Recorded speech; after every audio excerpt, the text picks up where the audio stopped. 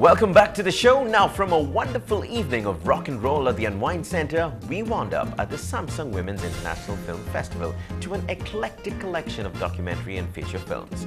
As it turned out, this was a festival with a difference. Let's find out more. The launch of the Samsung Women's International Film Festival was quite an affair. 135 different films from 51 different countries, short films, documentaries and feature films. The film in focus this fine evening was Didi and Gigi, a film by Shaji N. Karun and Anjali Shukla.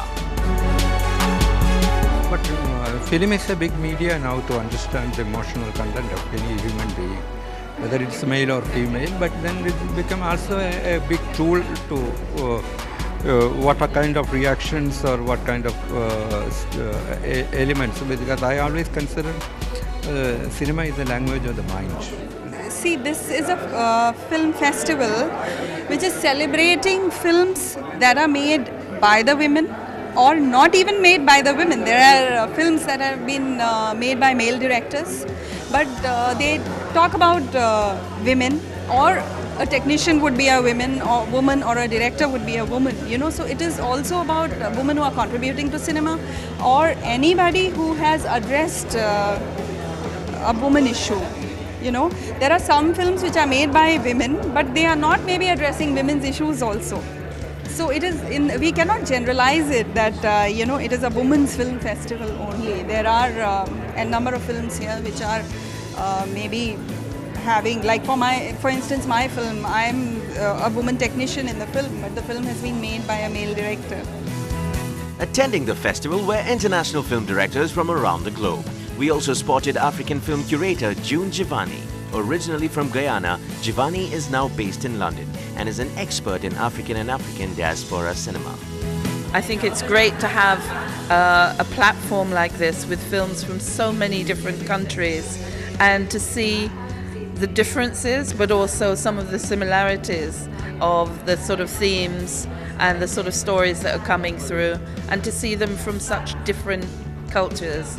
I love that. I love the experience of that, and I think it can only be enriching because you're bringing to India films from all over the world made by women, and films that are actually also to some extent about women, and I think or films that are not negative in their representation or in their treatment of women. I think that is how it is described now, but you have such a variety, and I think that that's a good thing. The festival was attended by many and loved by all. I have been very pleased to get an opportunity to see such world-class films in a span of 7 days, and that too at a very, very nominal price of just 200 rupees. I'm simply lapping it up all. And I was really, you know, yesterday, for example, I saw one feature film and one short film, one documentary film. Everything was, you know, unique in its own way. And the retro of Smita Patel was really good. And the Iranian film that I saw yesterday was damn good. And, you know, I mean, seeing these world films, you get to see that irrespective of the culture in the country, men and women are the same everywhere. And directing the action of the entire festival, Rati Jaffer was at her enthusiastic best. We have in this 4th edition of the Samsung Women's International Film Festival 135 films from India, Korea and around the world. So the main offering are films from India and Korea and a wraparound section of world cinema. And these are documentaries, features and short films. So there's a variety of content and form. And most importantly, we have a number of directors, national and international, who are visiting Chennai during the course of the festival. So we hope that there will be a lot of interactive sessions where they will be talking to a lot of people, telling us about how they made their films and the challenges they faced. And I think that's really the USP of this festival. The Samsung Women's International Film Festival is in its 4th year, and the response seems to be getting better and better. Inco Center has yet another trump card up its sleeve. A real success, according to me. Woman power all the way, but now it's time to celebrate the power of the human voice. and our Ghazal King rung in his 70th birthday like only he can. Check it out. When the Ghazal King is set to perform in the city, you can expect a large audience. And no surprises then that the Samutta Hall at Lady Andal School was a full house this evening. His ardent fans in the city wouldn't miss this night for the world.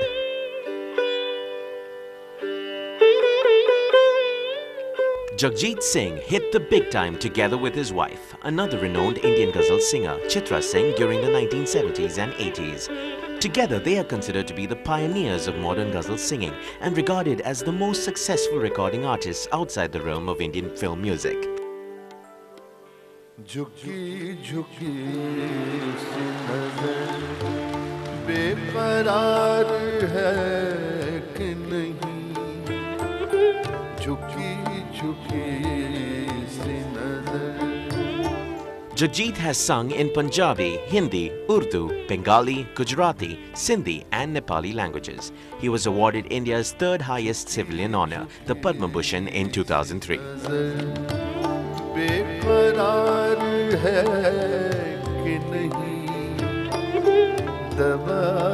This was also a celebration of Jagjit Singh's 70th birthday, and he made sure the audience celebrated with him. This year is my celebration of 70th birthday.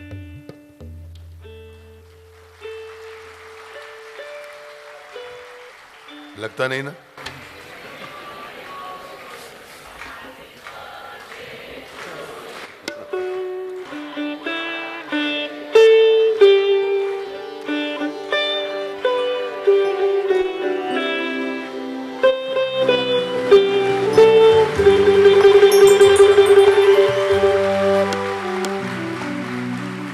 Thank you.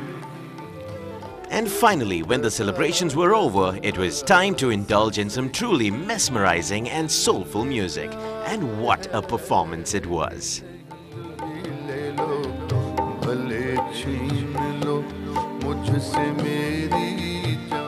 Jagjit Singh had cast a spell on this audience, and at the end of it all, the entire auditorium was left entranced by the music and wanting more.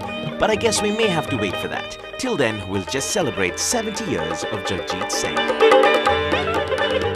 Performing in 70 cities to celebrate your 70th birthday seems to be quite an adventure. Here's wishing Jagjit Singh a very happy birthday. Well, with that, it's a wrap on Shift Focus. Please write in to me at feedback@ndtvhindu.com and tell me what you thought of the show.